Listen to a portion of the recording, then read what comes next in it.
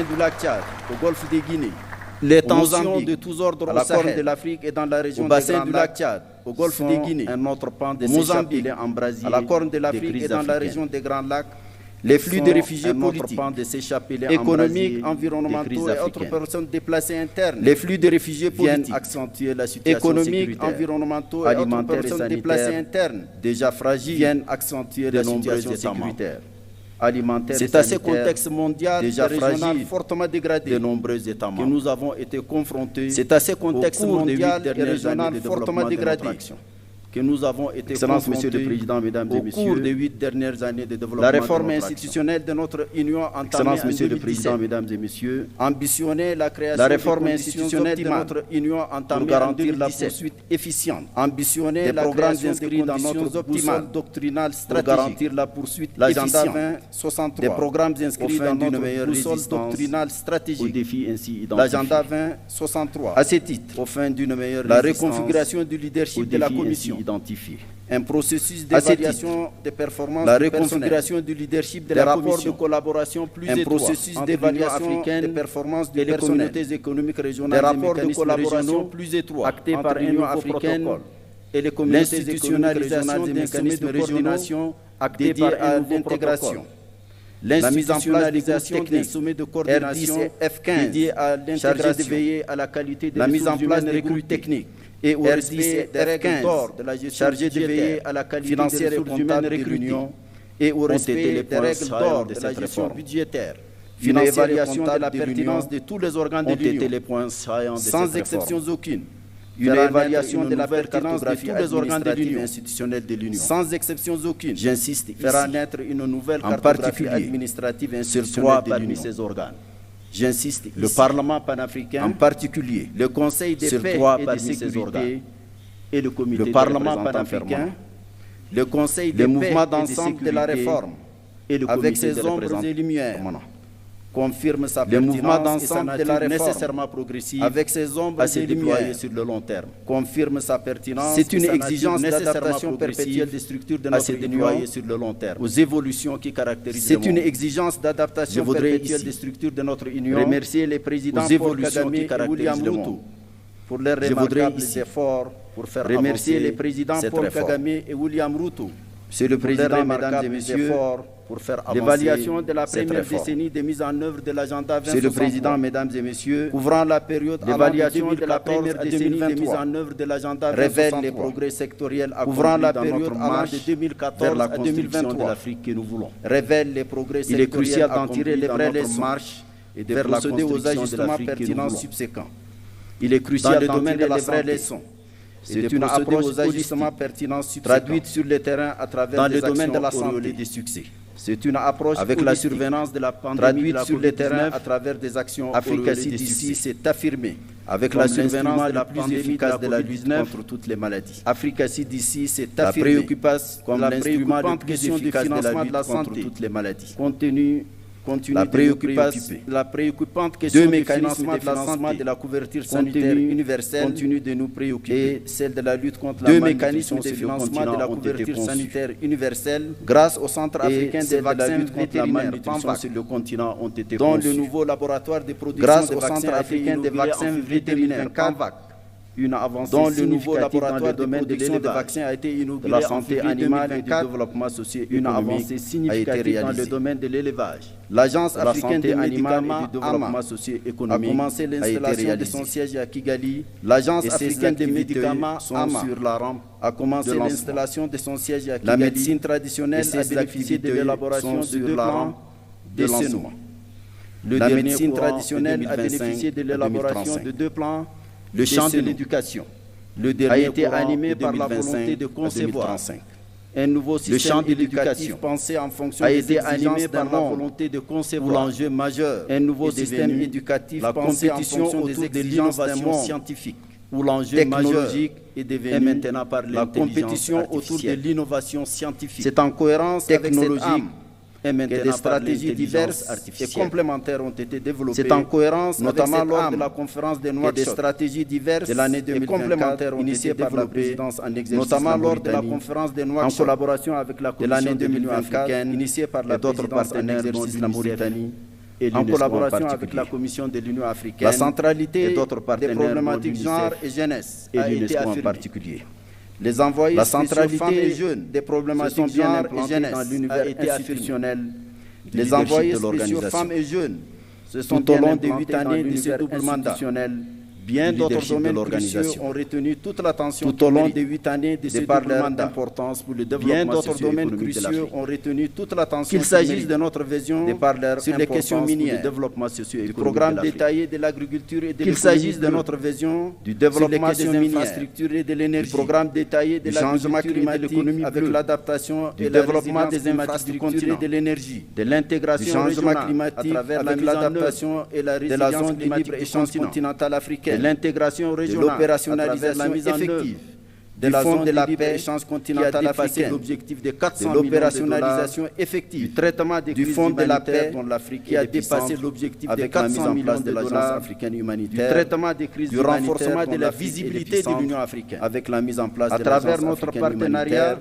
Avec le renforcement de la visibilité de l'Union africaine, ont été au centre à travers notre partenariat avec les Nations unies. Je profite de l'occasion. Tous ont été au centre pour rendre ici de notre entreprise particulier. Je profite de l'occasion majeur de ces partenariats pour rendre ici un hommage tout particulier, un grand ami à un artisan majeur de ces partenariats. J'ai nommé Antonio Guterres, un grand ami de l'Afrique. L'accession de l'Union africaine au G20 et les BRICS dont plusieurs États africains sont membres. L'accession de l'Union africaine au G20 visibilité. Et les BRICS, dont plusieurs États africains sont membres. Les structures spécialisées de l'Union africaine et les États membres ont mené des réflexions approfondies. Les structures spécialisées de l'Union africaine et les États membres ont mené des réflexions approfondies et tracé des perspectives claires pour certaines, mesdames et messieurs, et rendu concrètes il y a quelques mois. J'ai adressé à vos excellences une lettre, mesdames et messieurs, relative à quelques urgences centrales. J'ai adressé à vos excellences une lettre et de ses capacités à quelques urgences centrales nos objectifs dans le devenir de notre union. Je pense ici d'abord de réaliser au mieux possible nos objectifs. Son rôle devrait s'accomplir sur la base des textes qui régissent son fonctionnement. Son rôle devrait s'accomplir sur la base des textes qui régissent son d'encadrer les questions prégnantes de notre sécurité la force et la légitimité de concevoir, d'imposer si nécessaire, d'encadrer les questions prégnantes de notre sécurité collective. Il est fort regrettable d'imposer si nécessaire que ces décisions soient parfois contraires à nos principes. Il est fort regrettable et lorsqu'elles ne le sont pas, que ces décisions soient parfois contraires à nos principes. Les décisions de cet organe continental central ne sauraient être considérées. Les décisions des organes continentaux centrales ne sauraient être considérées ni par une conception avec des pratiques biaisées de communautés économiques régionales, ni par une conception et des pratiques biaisées de communautés économiques de façon intéressée au nom du principe galvaudé d'une subsidiarité. L'évocation du CPS interprétée de façon intéressée renvoie à la question des changements non constitutionnels du gouvernement. L'évocation du CPS, à cet égard, renvoie à la question des changements non constitutionnels du gouvernement. Et nous n'avons plus désormais que deux options. À cet égard, j'ai mentionné dans les principes qui régissent actuellement cette problématique. Nous n'avons plus désormais que deux options. Soit les appliquer sérieusement, soit abandonner les principes qui régissent actuellement cette problématique, soit les appliquer sérieusement. Nous ne pouvons, quitte à les réviser et les adapter à nos besoins, continuer à ressasser telle une litanie ces principes pour notre crédibilité, ou acceptant continuer à ressasser telle une litanie de constante violation ces principes tout en les piétinant. Il n'y a rien de plus corrosif de notre crédibilité qu'une telle attitude qui a conduit ces derniers temps. Il n'y a rien de plus corrosif de notre crédibilité vis-à-vis des règles qu'une telle attitude qui a conduit ces derniers temps. L'intégration, une véritable défiance vis-à-vis des règles et principes. J'ai mentionné fragilité. L'intégration, le marasme persistant et paralysant de notre insupportable division en matière de représentation, le marasme persistant et paralysant de notre insupportable division en matière de représentation en relation avec choisir l'une des deux options qui s'y présentent. J'appelais ici encore les termes dans ma lettre. À choisir l'une des deux options qui s'y présentent. J'avais également mentionné la question récurrente du financement de l'organisation. J'avais également mentionné la question récurrente avec les tendances du financement de multiplication des organes, laquelle paradoxalement contraste avec les tendances continues de multiplication des organes, gardienne de notre liberté, de notre souveraineté, une organisation indépendante gardienne de notre liberté et de notre souveraineté. J'avais également soulevé la réduction privative d'initiative du président de la Commission de l'Union africaine. J'avais également soulevé appelé à son la réduction privative d'initiative du président de la Commission de l'Union africaine qui s'impose et appelé à son harmonisation ensemble avec les obligations légales. L'essence de ma correspondance est désormais simple et peut-être brutale. L'essence de la question d'être digne ou ne pas être de notre organisation est peut-être brutale. Placé devant c'est la question d'être dignement des facteurs de complexité ou ne pas être de notre organisation. Ce sont toutes ces placées devant une terrible conjugaison vous faites face aujourd'hui. Que ce sont toutes ces questions auxquelles vous faites face aujourd'hui. Allons-nous enfin que ouvrir les yeux sur le sort de notre organisation ou alors allons-nous continuer à la laisser ouvrir les yeux sur le sort de notre organisation ou alors, Excellence, Monsieur le Président, à la Excellence, Mesdames et Messieurs, c'est lamenter et gémir. C'est une vérité banale. Excellence, aujourd'hui d'affirmer que les concepts et les instruments juridiques servent des cadres d'analyse. Aujourd'hui d'affirmer que les concepts internationaux et les instruments juridiques servant des cadres d'analyse. Ils ont perdu leur dynamique à la politique internationale contemporaine des phénomènes mondiaux actuels. Ils ont perdu leur vertu à la fois structurante et explicative. Les débats portent aujourd'hui sur les modalités d'avènement d'une nouvelle gouvernance économique et politique mondiale. Les débats portent aujourd'hui sur les modalités d'avènement d'une nouvelle gouvernance. Elle doit impérativement siéger dans la bataille. L'Afrique ne peut rester pour s'étayer sa place propre. Elle doit impérativement siéger dans la bataille. Pour s'étayer sa place propre, cela demandera de l'ingéniosité en cours de recomposition. De la créativité, ce n'est pas facile. La méthode, cela demandera de l'ingéniosité. Plus généralement, de la créativité, cela demandera une vraie rédemption pour un réveil de la conscience.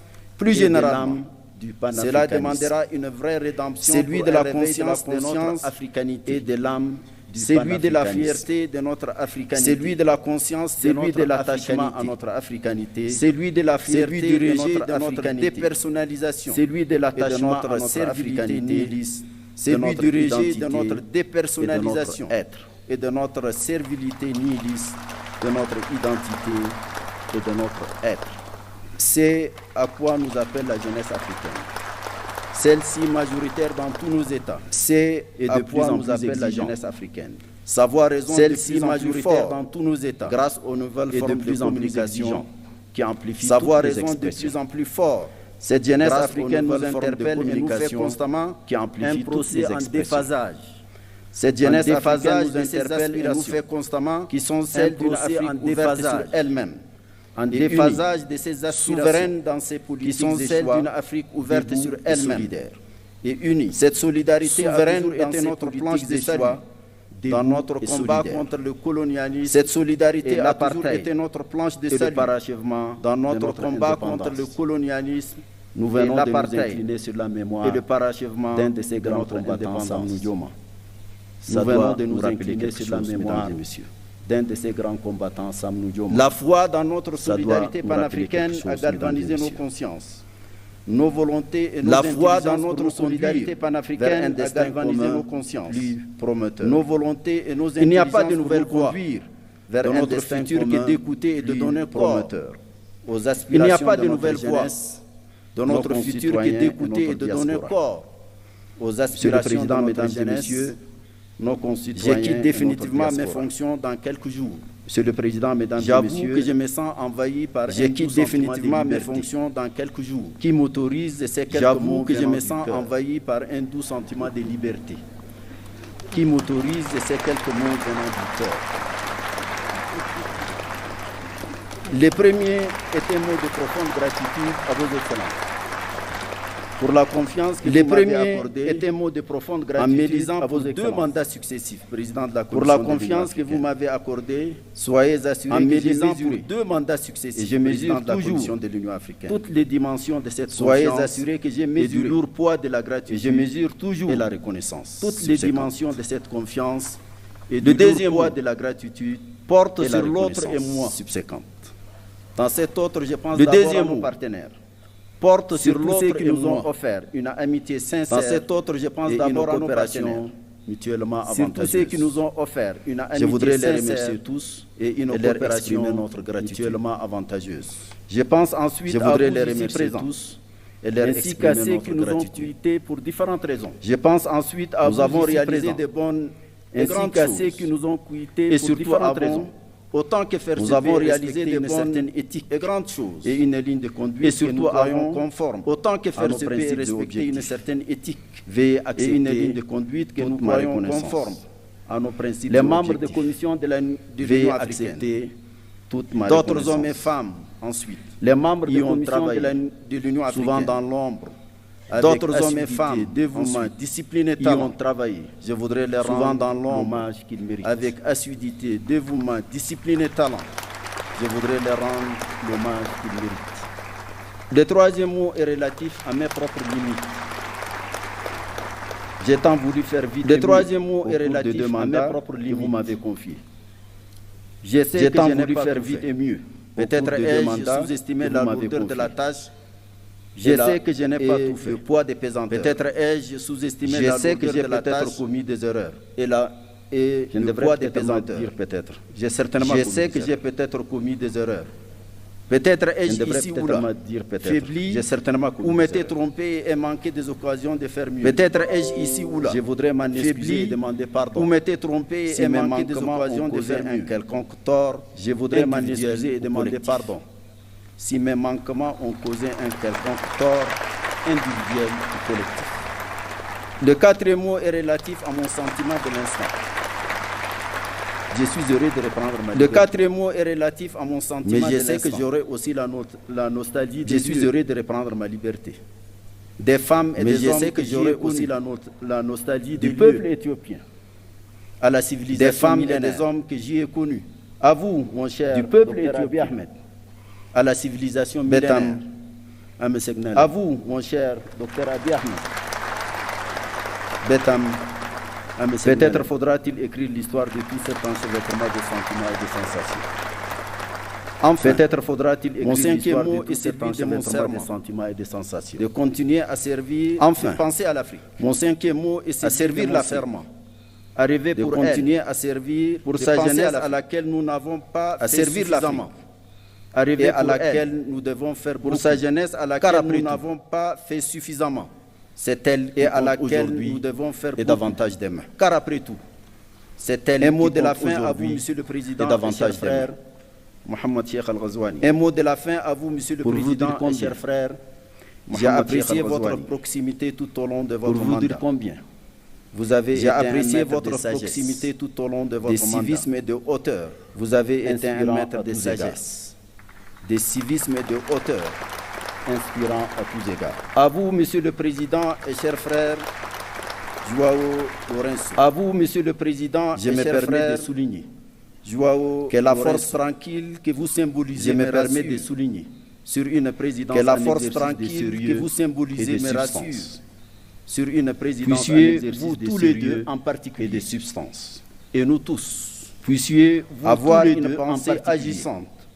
Et nous, les grands prisonniers du Sahel, avoir une pensée agissante. Le président Mohamed Bazoum, les grands prisonniers dont rien ne justifie l'interminable. Le président Mohamed Bazoum, dont rien ne justifie l'interminable. Il doit être libéré sans condition. Il doit plein succès. Il doit être libéré à notre sommet sans condition. Plein succès à notre prochain leadership.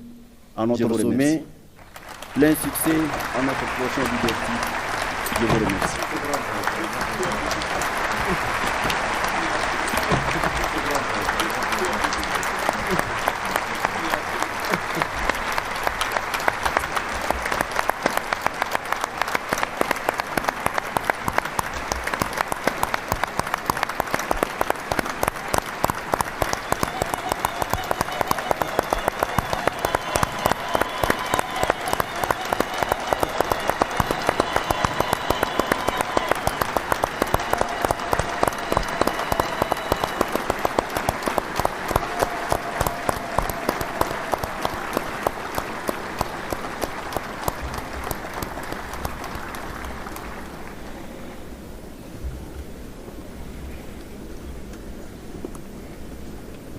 Thank you, Your Excellency. Thank you for your statement. Thank you, Your Excellency. Thank you for your unwavering statement. Thank you for the dedication. Thank you for your unwavering commitment, development, and unity. Thank you for dedication towards Africa's peace, development, and unity. Have the honor. Thank you very much. To invite His Excellency Antonio Guterres. Have the honor, Secretary General of the United Nations, Antonio Guterres, to deliver his statement. Secretary General of the United Nations to deliver his statement. Your Excellency. Monsieur le Président de l'Union africaine, Excellences, Monsieur le Président de l'Union africaine, Excellences, Excellencies, ladies and gentlemen, Mohamed Ould Ghazouani. Thank you for your leadership in the outstanding exercise. Thank you for your leadership in the outstanding exercise of your mandate.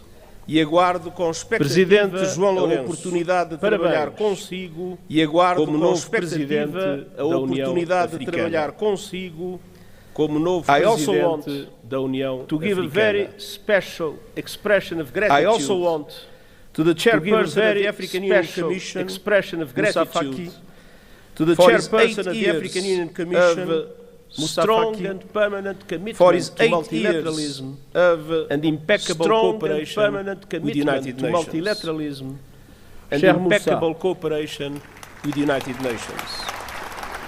Cher Moussa, travailler avec toi est un privilège. Cher Moussa, un plaisir. Travailler avec toi est un privilège, un plaisir.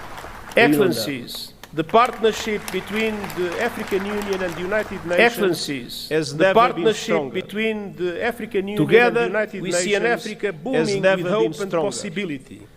Together, we see an Africa booming with hope and enterprising population, including the largest number of young people enterprising population. The African continental free trade number of young people is poised to turbocharge the African continental free trade. Is poised to address the legacies of the region's colonialism and slavery, and are growing to address the legacies of colonialism in your team this year, are growing louder, and as reflected in your team this year, so many passionate voices, and as reflected for the liberation of Africa, of so many passionate voices for the liberation of Africa, whose life such as the great Dr. Sam Nujoma of Namibia, whose life we celebrate, the world must never forget, and whose loss we mourn. That Africa is the victim, the world must never forget, and compounded that Africa is the victim of too colossal, the profound impact of colonialism and the transatlantic slave trade. The profound impact of colonialism stretch back centuries, slave trade, and the bitter fruit continues to affect back centuries, and people and the bitter fruit continues to affect Africans. And decolonization of African descent alone in itself was not a panacea. Decolonization, political independence did not free countries from structures based on exploitation. Political independence did not free countries from structures based on exploitation. And decades of economic, social, it is high time for reparatory and justice frameworks. It is high time for reparatory justice frameworks to be put in place. Second, Africa was under colonial domination when today's multilateral system was created. Africa was under colonial domination, and that injustice when today's multilateral system was created. Look no further than the United Nations Security Council. Look no further. There is no excuse than the United Nations Security Council. Africa still lacks permanent representation in the 21st century. Africa still lacks permanent representation in the 21st century. I will keep working with the African Union and all member states. I will keep to ensure the representation African needs and all member states, and the justice you deserve. To ensure the representation African needs and the justice of the Security Council, including with 2 permanent members of the Security Council. And we will keep pressing together for an international financial architecture, and we will keep pressing that is no longer for an international financial architecture and unfair, that is no longer correcting age-old injustices and unfair, is essential to address correcting here and now age-old injustices is essential to address. And the good news is that we have many of the solutions we need. And the good news is that we have many of the solutions we need. Effort at the United Nations last year with the Pact for the Future. You helped drive that effort at the United Nations for its support with the Pact for the Future. Vital to and I thank Africa for its support. Our task now is to make those commitments a reality. The Pact. South Africa's G20 chairmanship those commitments a reality. Would not come at a better time. South Africa's G20 chairmanship point to 4 would areas not come for action at a better time. First, let me point we must push for peace, for security and alleviating appalling levels of human suffering. We must push for peace, security and alleviating appalling levels of human suffering. And is now home to the world's largest displacement crisis before our eyes. And is now home as we near the holy months of Ramadan and famine. It is time for an immediate cessation of the holy months of Ramadan. And the international community must come together to stop the flow of weapons. And the international community must come together to stop the flow of weapons and the bankrolling in the Democratic Republic of the Congo. The Congolese people have been suffering yet again in the Democratic Republic of the Congo cycle of violence. The Congolese people have been suffering and the fighting that is raging in South Kivu cycle of violence. As a result of the continuation and the fighting that is raging in South Kivu threatens to push the entire continuation of the M23 offensive. Regional escalation must be avoided at all costs. There is no regional escalation must be avoided at all costs. The deadlock must end. There is no military solution. And the sovereignty and territorial integrity of the DRC dialogue must be respected. And the sovereignty and territorial integrity of the DRC must be respected. The conclusions of the recent joint EAC SADC the conclusions of the recent joint offer a way forward. SADC with a renewed call for an immediate ceasefire offer a way momentum for regional efforts based for an immediate ceasefire and Nairobi a new momentum for regional efforts based for swift implementation processes. And you can count on the continued support of the United Nations, including and you can count on the continued support of the United Nations, the clear and present threat of terrorism is undermining peace. The clear and present threat of sustainable development is undermining peace. And in Somalia, security we are urging and sustainable funding for the African Union support, we are urging predictable funding, and I hope the African Union support and stabilization mission, and I hope that our voice will be heard by the Security Council. I know all our minds are also as we gather here in Africa, I know a resumption of hostilities must be avoided at all costs. A resumption of hostilities must be avoided at all costs. I welcome efforts by the parties to abide by the ceasefire agreement. I welcome efforts by the parties to abide by the ceasefire agreement and release of all hostages. And urge action for a permanent peace is possible in the Middle East and release of all hostages. And that starts with tangible peace is possible in the Middle East permanent progress. And that starts with the two-state solution, irreversible Israel and permanent progress, living towards the two-state solution in peace. Israel and Palestine living side by side in peace and Excellencies, on all fronts, we stand shoulder to shoulder with the African Union on all fronts to advance security, we stand shoulder to shoulder with the African Union and rule of law to advance security, stability, human rights. Second, we must keep working together to deliver the AU. Second, we must keep working together to deliver the 2030 Agenda for Sustainable Development agenda and drive action and the 2030 Agenda for Sustainable Development. African countries pay up to 8 times more to borrow than African countries pay up to 8 times more to borrow than developed distress. And 20 the Pact for the Future or at risk supports an international financial architecture. The Pact for the Future to reflect today's financial architecture, ensuring fair representation, to reflect today's economy, effective ensuring fair representation, and urging and I will stand with Africa on debt relief as a matter of and justice, I will stand and Africa to right as a matter of justice and to right the climate crisis. Climate disasters are tearing across Africa. The climate crisis, destroying lives. Climate disasters are tearing across devastating economies, destroying lives, and inflaming upending livelihoods. At the same time, the renewables revolution is unstoppable, and Africa at the same time, the renewables revolution is unstoppable. And Africa is poised to become a global clean energy receives just 2% of global renewables Africa receives just 2%. Realizing Africa's potential requires access to affordable finance. Realizing Africa's by implementing requires access to affordable finance fully, including by implementing the and supporting development of roadmap fully and on time, and supporting development of roadmap to realize $1.3 trillion US. Africa has contributed little to the climate crisis. Excellencies, yet is paying Africa has contributed little to the climate crisis and heat. Yet is paying climate justice requires a massive investment in adaptation. Climate justice requires a massive investment in adaptation responsibility. With the international community, developed countries must double adaptation finance.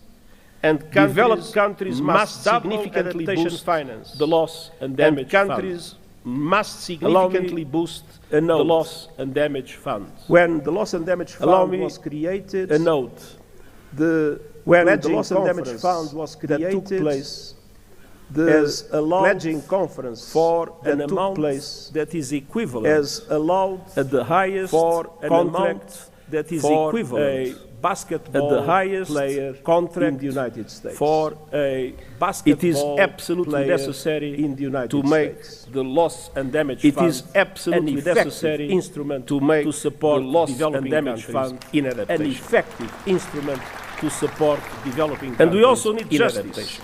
When it comes to your abundant critical minerals. And we also need justice. Too often, when it comes to your abundant critical minerals, bound to the bottom of value chain, often your countries are plundered, grow rich, bound to the bottom of value chain. The work of the United Nations panel on critical energy transition minerals. The work of the United Nations panel on critical energy sustainability and human rights is designed to help the value chain. Embed justice, sustainability, and human rights must across the value chain. Africa's people. Africa's minerals must benefit Africa's people. Excellence.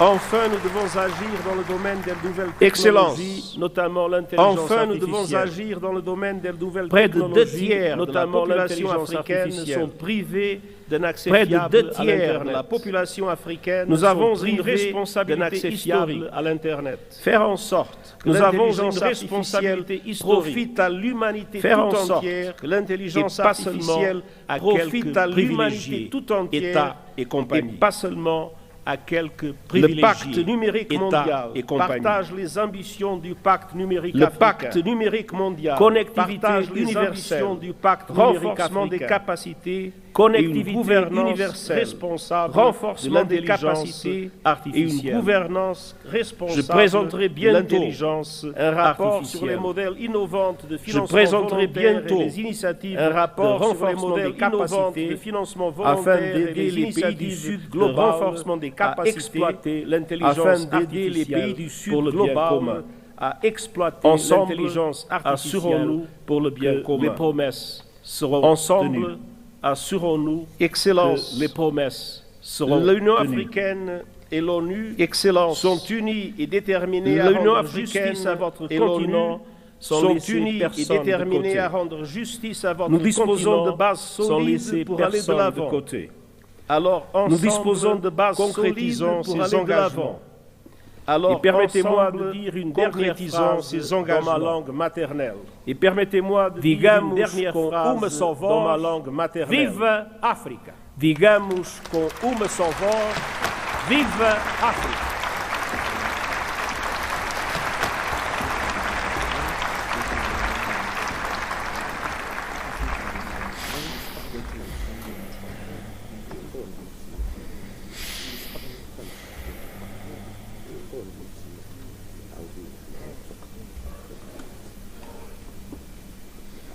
Thank you, Your Excellency, for your statement. We highly appreciate Your Excellency, leadership in strengthening your statement. The African Union. We highly appreciate nations your leadership in strengthening the African Union United السيدات Nations والسادة partnership. أصحاب الفخامة والمعالي السيدات والسادة ويشرفني أصحاب أن الفخامة أرحب اليوم والمعالي بفخامة يسعدني السيد ويشرفني الرئيس أن محمود أرحب عباس اليوم أبو مازن بفخامة رئيس دولة السيد فلسطين الرئيس محمود فلتتفضلوا عباس مشكورين أبو مازن رئيس دولة فلسطين، فلتتفضلوا مشكورين بإلقاء كلمتكم.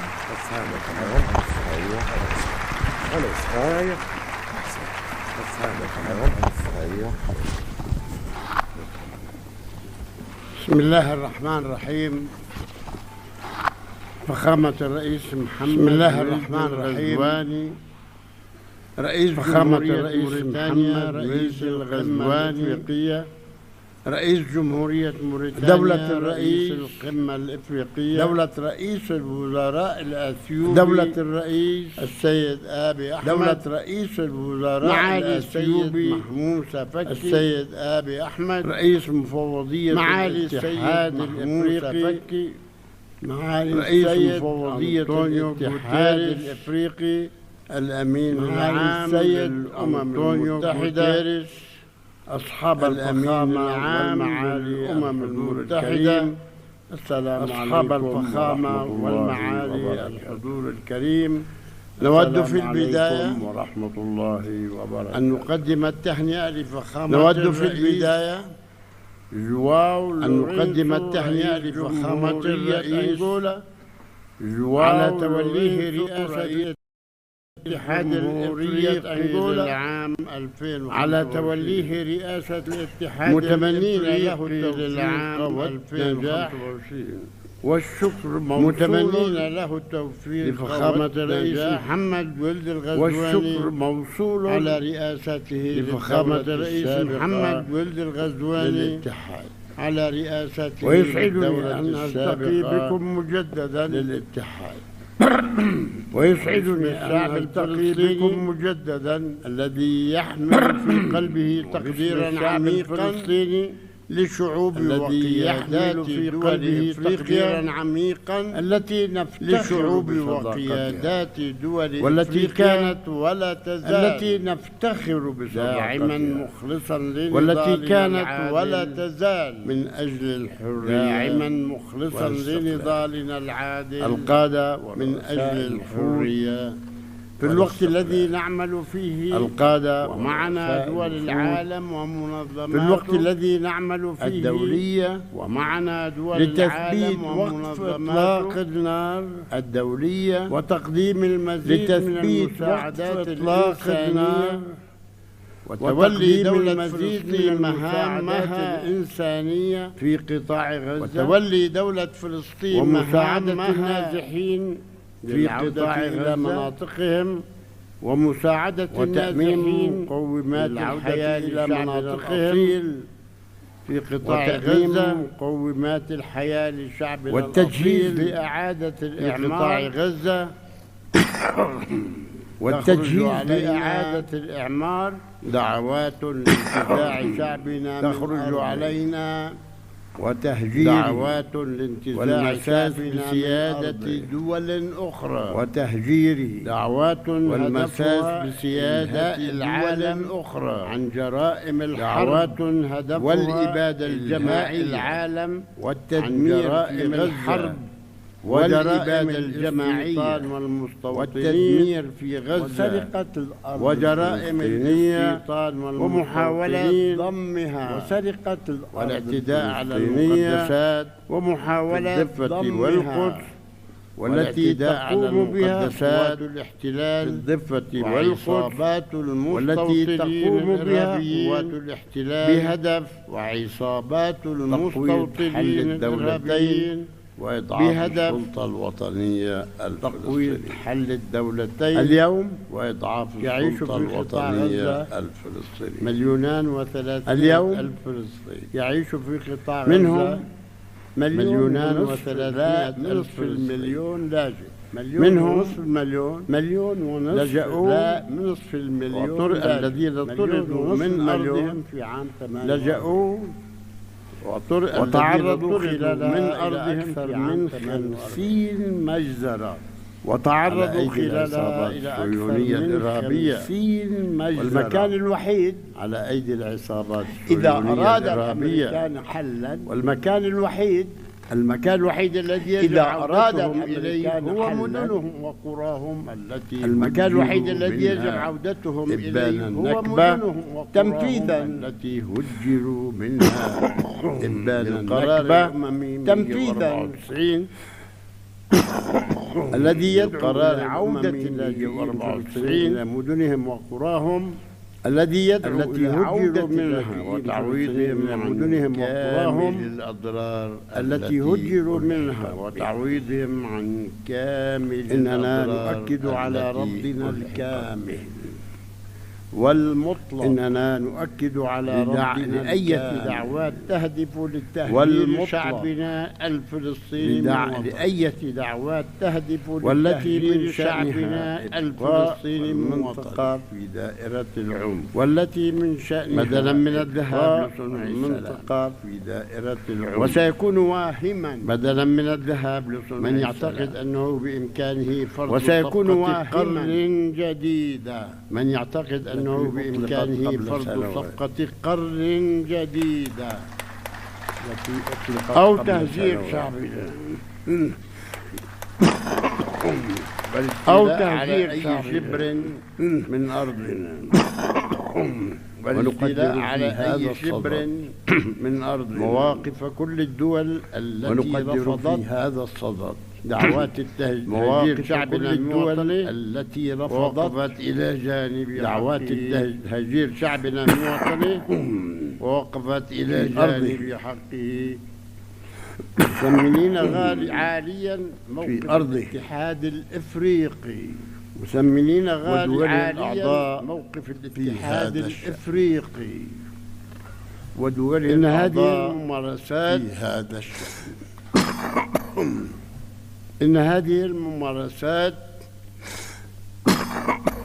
الاستعمارية الإسرائيلية تتطلب إجراءات عاجلة الاستعمارية الإسرائيلية ومجلس الأمن تتطلب إجراءات عاجلة من المجتمع التطرف والتي تعمل على دفن قبل تفشي قوى التطرف القادة والرؤساء التي تعمل على دفن قضيتنا الفلسطينية هي قضية عدل لشعب يسعى إن قضيتنا الفلسطينية هي قضية عدل وإن التزامنا بالشرعية الدولية والاتفاقات الموقعة وإن التزامنا بالشرعية الدولية والاتفاقات المبنية على حل الدولتين بما فيها تنفيذ يقضي بإنهاء الرؤية المبنية على حل الدولتين بالقوة العسكرية على أرض دولة فلسطين الذي يسيطر بالقوة العسكرية على أرض دولة فلسطين بعاصمتها على خطوط العام 67 هذا ما قررته الشرعية الدولية على خطوط العام 67 وقرار مجلس الأمن 42 الشرعية الدولية 38 وتنفيذ مبادرة مجلس السلام العربية لتعيش سبيل شعوب المنطقة وتنفيذ مبادرة السلام العربية لتعيش الأمر الذي يأتي تنفيذا أمن وسلام وحسن جوار وهو الأمر الذي يأتي تنفيذا الاحتلال وضرورة إنهائه وحدد الوقت في خلال 12 شهرا وضرورة إنهائه المحكمة الدولية قررت الوقت يجب عليه أن ينتهي 12 شهرا وفق قرار المحكمة الدولية قررت 12 شهرا